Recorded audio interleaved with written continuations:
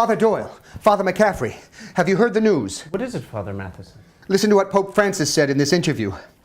If someone is gay and he searches for the Lord and has goodwill, who am I to judge? Goodness. Do you know what this means? We're going to have gay priests. Oh, right. We're going to have gay priests now. Right. Now, and henceforth, there will or might be gay priests. Things are going to be very different around here. Just night and day different, probably. Just I bet they'll stand out. Of course they'll stand out. Well, think about it. You have a gay priest-free environment. You do. This room, this conversation, say this room where there's no gay priests. Exactly. Now, add to that one or two gay gentlemen, and that's really different. It's just, how do you deal with a change like that? Still, the vow of chastity's the same, I suppose. Right, sure. But we'll have to be very sensitive about what we say from now on. Oh, right, because of all the gay men who will be priests, which has never, ever happened before. Right. This whole 21st century thing is very strange and exciting. Oh, okay. Oh, my. Oh, Pope Francis also says he wants women to be more involved in the church. Ooh. You just say, ew? No, I don't think so. Oh, okay. Ew? Come on, you were way worse. The BS of A with Brian Sack.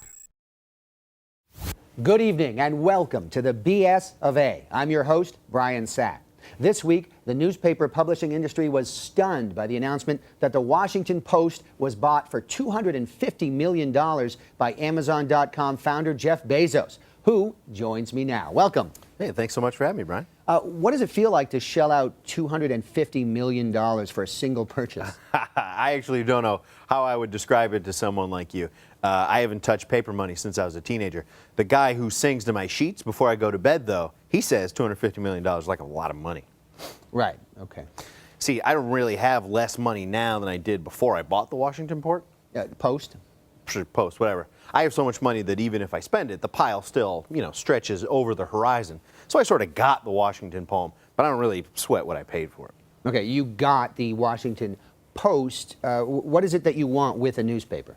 Well, I had this idea, and this is sort of what I do. I wanted a topical summary of what's going on in the world delivered to my house so I can know what's going on. That's called a newspaper subscription. No, Brian. I'm talking about something pretty crazy. Like every day, they're going to print up a paper thing with pictures. You can send a photographer out to take a picture of something that's happening.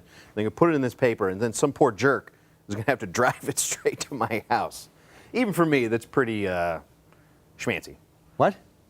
Well, I mean, there's more to it than just that. Okay. I mean, I hate walking in squiggles all the time, too. I'm sorry, what do you mean? I walk a lot, and when I do, I like to walk in straight line, like people do, not squiggles. You get it. I don't get it. What do you mean? Really? Well, okay, so say I'm walking in a straight line, just cruising, having a ball, and then all of a sudden I come to a house that isn't mine.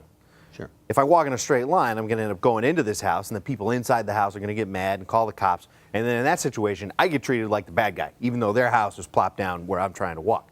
Happens every day. Happens hundreds of times a day. I'm walking around a little doodles like a moth. It's embarrassing. Okay, what does not wanting to make turns when you walk have to do with buying the Washington Post? Well, because maybe someday I'll be down in D.C., walking in my straight lines, just making the grid, and then boom, the Washington Post is right in front of me, between me and whatever I'm trying to get to, like a delicious apple or something. Now, if I've bought the Washington Globe, then on that day, nobody's going to make me turn, okay? I can just walk right through, bang, get that apple. Oh, all right, so your plan is to buy everything in Washington just in case in some bizarre hypothetical situation there was a house or a building or an office or something that would force you to walk in squiggles and prevent you from reaching an apple. Yeah, that's very well put. I really like the way you said that. I love apples. Jeff, you can get apples anywhere. See, that kind of expose is exactly what I want us to be printing in the New York Times. Jeff, it's the Washington Post. Well, Did you buy the New York Times? I heard that there was a banana behind it. We'll be right back. Well, there's a fruit stand right on the corner. Yeah, look, I'm in a square room. I gotta buy this wall, I gotta buy that wall, I gotta knock the window.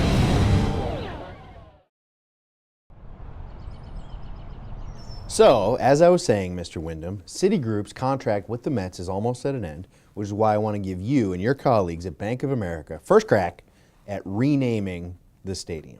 Well, I am prepared to offer you $200 million for 10 years of stadium naming rights. Deal. That's great. All right. Oh man, that was really easy. It's gonna be really nice to bring the family down to Bank of America Field. Oh, no. No? No, it's going to be called My Ex-Wife Carol is a Lying Tramp Field. What? It's too long? Okay, Carol is a Lying Tramp Field. What about Bank of America Field? No, they're not paying for it. They're not? No, this is my Christmas bonus money. You made $200 million in Christmas bonuses? Yeah.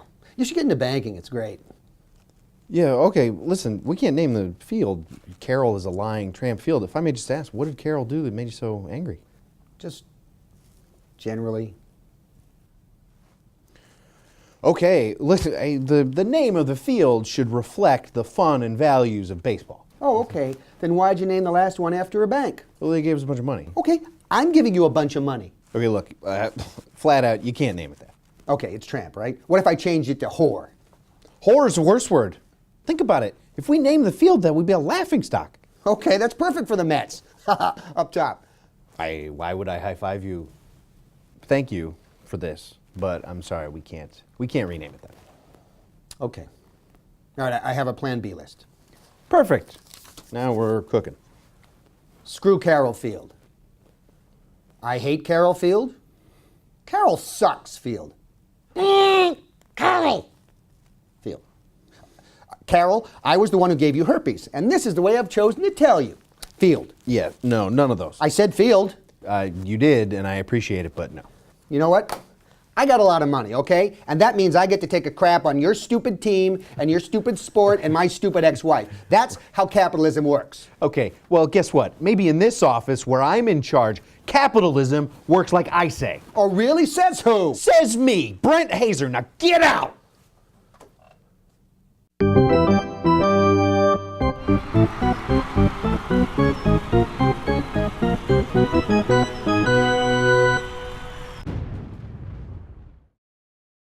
Welcome back. I'm joined today by three experts to discuss the issues of the day that are of interest to me. My first guest brings joy to millions of children around the globe every Christmas. Right now, however, he's focused on summertime. Please welcome Santa Claus, or Summer Santa. I definitely am in summer mode. I'm here in New York to meet some new people, meet some like non-North Pole types, and hopefully, is there like a red light district? Sure. Cool. I mean, I'll just be making the rounds. Watch out. I'm going to be putting people on the naughty list. Wow. My next guest is willing to go to any lengths to break the rules of golf. Please welcome golf outlaw Jason Montag. You're a golf rebel, I take it. All the way. And you're willing to fight back, I guess, when provoked. Yeah, if I need to. Somebody wants to play through, not on my hole. Wow. And my last guest is one of the most recognizable film directors of the 20th century. A pleasure to have here today. Please welcome Woody Allen. Thank you, Brian. It's an honor to be here. It's great to have you here. I'm here promoting my new film, Blue Jasmine, and Blue Jasmine. Blue Jasmine, yes. It's about a woman who goes through a variety of pains in her life, turns to addiction, and Is it a comedy? yeah, of course. Let's discuss Fort Hood. Okay, Yeah. the trial's going on for Major Nidal Hassan, who shot, I think, 13 service members. Unlucky number. Yeah, very unlucky. Yeah. And it's been called an act of terrorism by most people, but the government is describing it as workplace violence in the trial. That's how they're calling it. Santa Claus, what's a terrible, terrible thing that's happened to you? Well, this happened yesterday, and I don't mean to one-up the Fort Hood story. This is maybe worse. Did you know that they closed the Hawaiian Tropic Zone? Yeah, that's been closed in Times Square? Yeah. Yeah. It's been closed for some time, and it comes to find out. Yeah, it has I get terrible. The travel agency at the North Pole went out of business because of Travelocity and all that. So I had no idea. I had all these pictures pinned up, and I get here and it's like a Abercrombie and Fitch or something. Yeah, they got rid of all the bikini girls are gone. Oh I'm God, sorry. not a single bikini. There's all these dudes who stink like cologne. So I'm in there and I'm like taking these guys by the lapels and I'm like, where are the waitresses? Where's the bikini contest? Where's the food? Apparently was above average. There's none of that. So they chased me out because they're young dudes. Sure. And I went across the street to Matilda the musical. Yeah. And they were in the middle of a thing. They were doing the thing. Great musical. I mean that night was not a great show because I sort of stormed through the audience and I was drunk. You were drunk and you created a scene at Matilda the musical. Yeah, and for the first half of it, people thought like, oh, is this a Matilda thing? Like Santa Claus, is he like helping her at her boarding school or whatever? And then I suplexed somebody's dad like a tourist. What? What? So they're calling that disturbing the peace, which is Okay. really. Well, if you wanted to whitewash that incident, how would you describe it? I would call that Santa Claus appears for kids, performs feats of strength. There you go. Very nice. Nicely done. Thank you. Jason. Yeah. What's a horrible, terrible thing that's happened to you in the past? Oh, I guess one of the worst things I've done, I was doing some match play. We were down in this little, course out in Illinois. I was lining up a birdie putt, and my opponent was sitting there, and he was lining up his putt. He had honors, so he was putting first, and I walked across his line, right? Which is not cool in the golf world. No. And he gives me one of those, Right.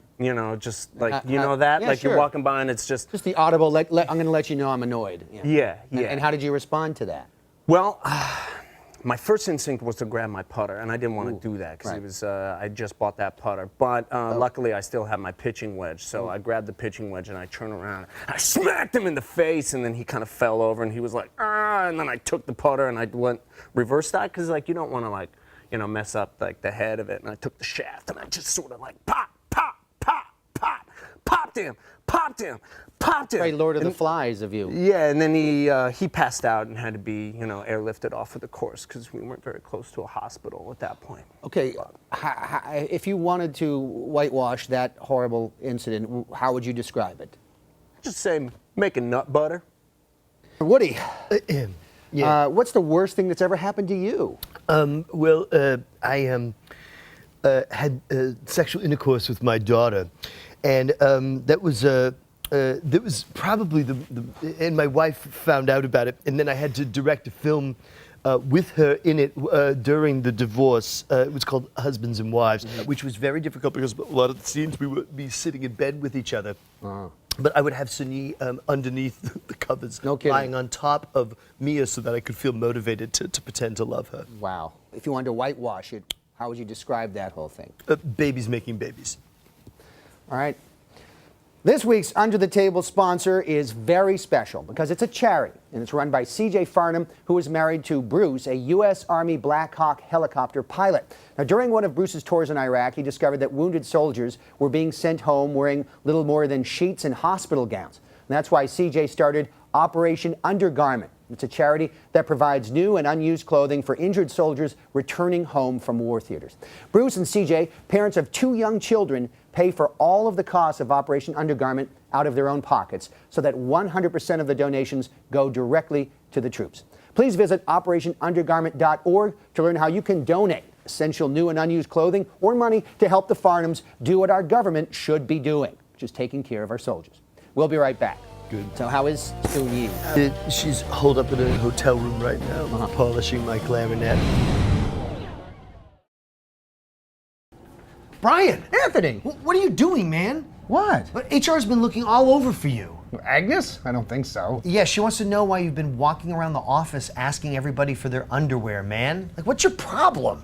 Oh, no. I'm collecting donations for Operation Undergarment. Yeah, what's that? See, it's a charity for wounded soldiers. See, a lot of the times when they're injured, their uniforms get discarded, and then when they're shipped off from the hospitals, they have nothing but hospital gowns and sheets.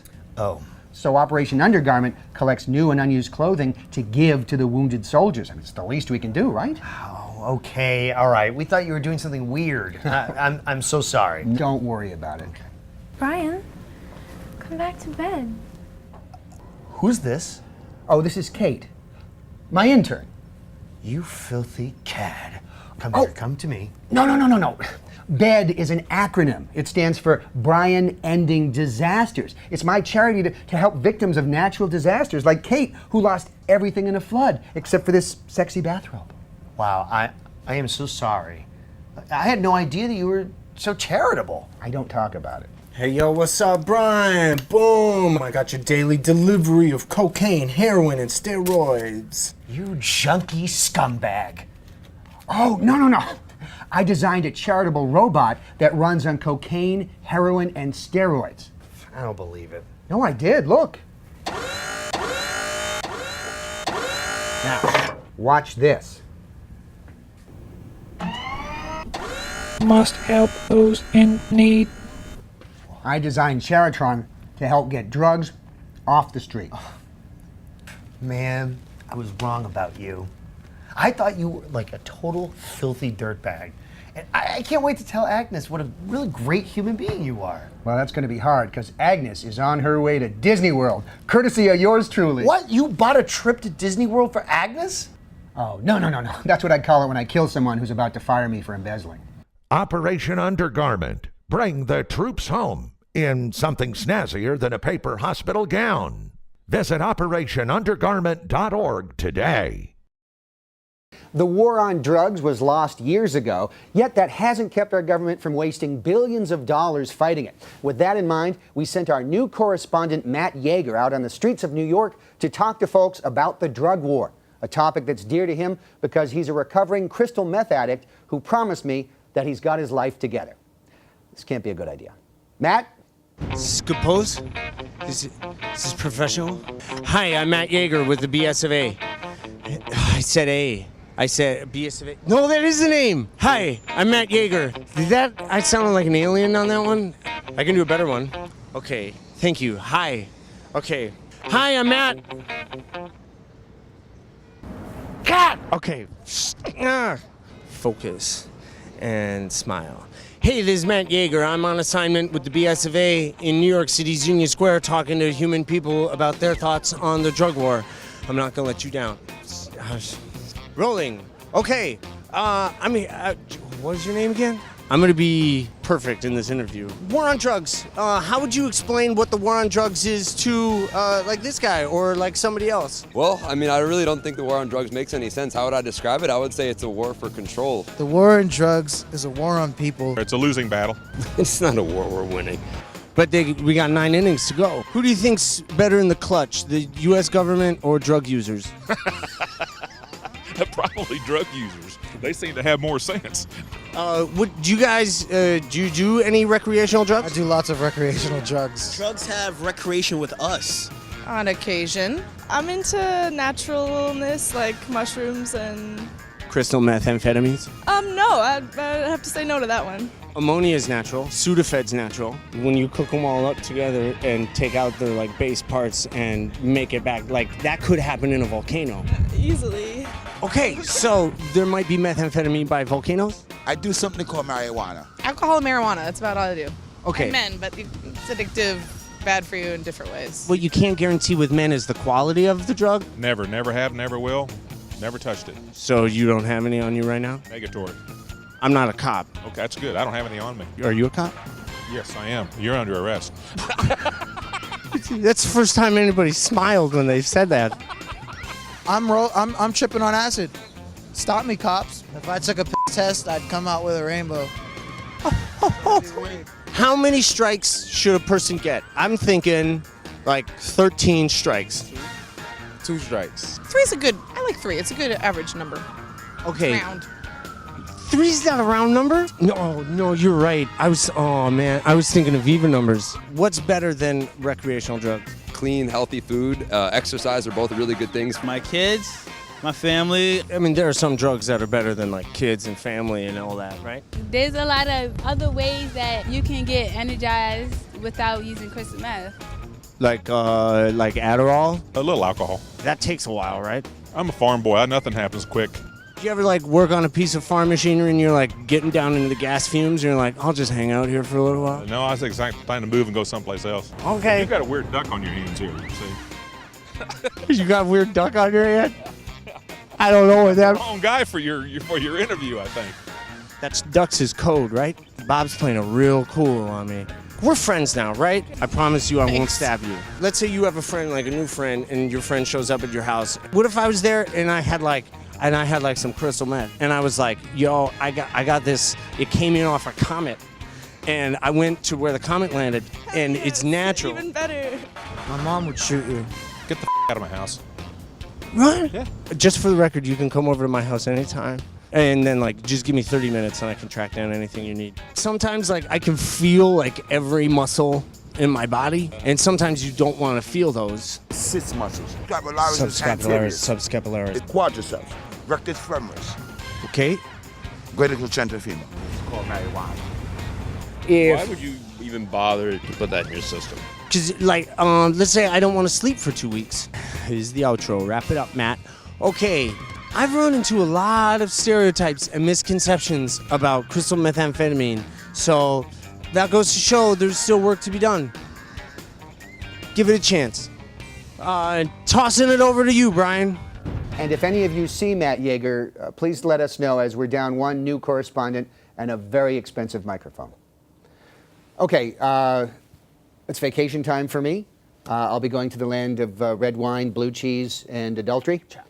And what's something that our viewers don't know about France?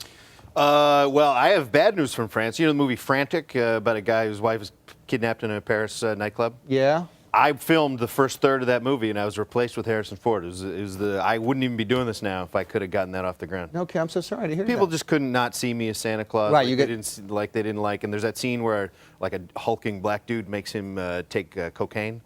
People, it just was. You're Santa because you're pigeonholed. I mean, Yeah, you are Santa. You're typecast. It's terrible. Yeah. Hollywood's terrible that way. Sorry. Jason. Yeah. What is something folks don't know about France? It is surprisingly easy to start a riot in France. Yes. It's like they are just ready to go. You like throw a punch at somebody, you like yell a couple slurs at somebody, grab a flag, stick it up in the air, and you got like 30 people at your back. I mean, that could start a riot anywhere, actually. Well, okay, but it's fun in France. Yeah, they do get into the whole revolution thing. Yeah, and they're la la la la la. Yeah, that's how they talk. Yeah. That's right. Woody, what is something folks don't know about France? When you get there, the first thing you're going to notice is that there's a remarkable trade-off. And that trade-off is that the women walk around without bras. Yes. And often just topless. But on the beaches. They stink like a Somalian garbage pile. That's all the time we have for this week's BS of A. Like us on Facebook, love us on Twitter, check out our clips at carlosdanger.com. And by the time this episode airs, I will be in France, so when you hear that they've surrendered, you'll know to whom. Good night, America. So, have you been to Somalia? Only on a future wives expedition. I need to find someone who hasn't been exposed to modern media. Well, then you're in the right place there.